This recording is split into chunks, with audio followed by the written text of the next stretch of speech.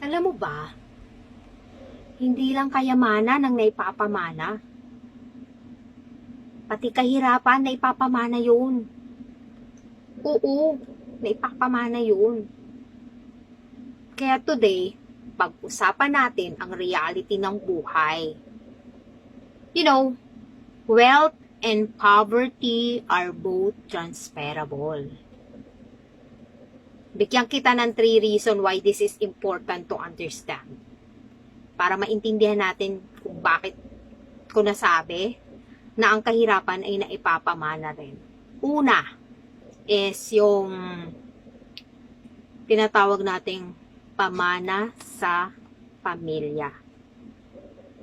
Karaniwan na nasa isip natin pag sinabing pamana, para lang yan sa mayaman. Mayaman yan kaya may pamana. Hindi po yun about lang sa kayamanan. Okay? Kung ayaw mong maipasa ang kahirapan na nararanasan mo ngayon sa iyong mga anak, pues, ngayon pa lang, kung ikaw may trabaho, kung ikaw malusog ngayon, or kung ikaw ay may kinikita ngayon, tara, pag-usapan natin ang pagpaplano, planuhin nating mabuti para ma-secure natin ang future ng mga anak natin. Okay?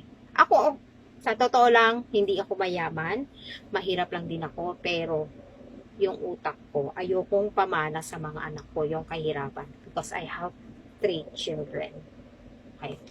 So, ito kaya ko sinashare is, alam niyo na, based lang din sa aking experience. Right? So, pangalawa is yung tinatawag nating financial habit. Yes, financial habit. Ito is yung nakasanayan nating gawain kapag may pera tayo. 'Di ba?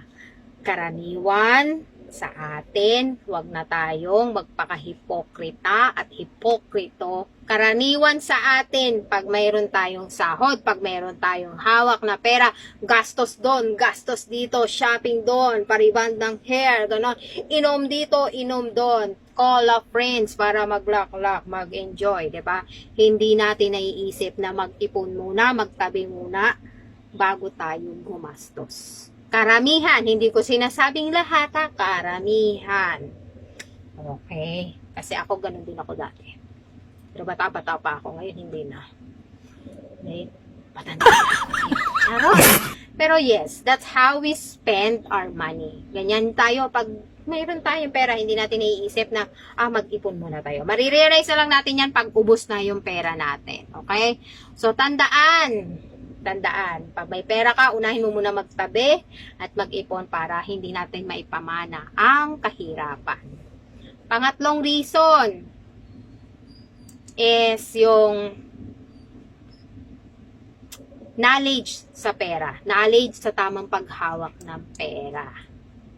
Yung kaalaman sa pera, actually, kailangan nating i-educate yung sarili natin on how to manage our finances.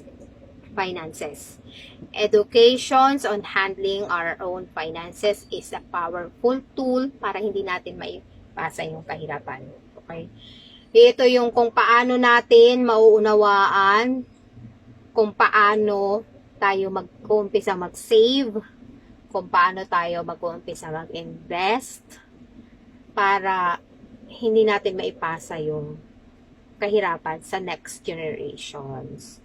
Educating ourselves and our children about financial literacy can break the cycle of poverty. Okay? Kung nasa sandwich generation ka, yun yung isa yun sa mga way para yung i-educate mo yung sarili mo at yung family mo at yung mga anak mo para hindi matulad sa'yo or maranasan nila yung kahirapan na naranasan ng mga yan. Okay? So, ano ang pwede nating gawin ngayon? Yun ang tanong. Ano ang pwede nating gawin ngayon upang hindi natin maipasa yung kahirapan? Start educating yourself and your family about financial management. Mag-ipon, mag-invest, magplano para sa future. Okay? So, kung gusto mong matuto or kung nahihirapan ka kung paano mo magagawa yon, click mo lang yung link na yan. Mag-register ka dyan para magkita tayo sa one-on-one session. Tutulungan kita. Plus, bibigyan kita ng money management. Ito yung money management na ginagamit ko para ma-track ko yung mga nagagastos ko at para rin makita ko yung paano yung grow ng savings and investment ko. Okay? So, ayan. Click mo lang yan. So, tandaan, kayamanan man yan o kahirapan, yan ay naipapasa. Make the right decisions. Make the right choice for you and for your family's future right now. Okay?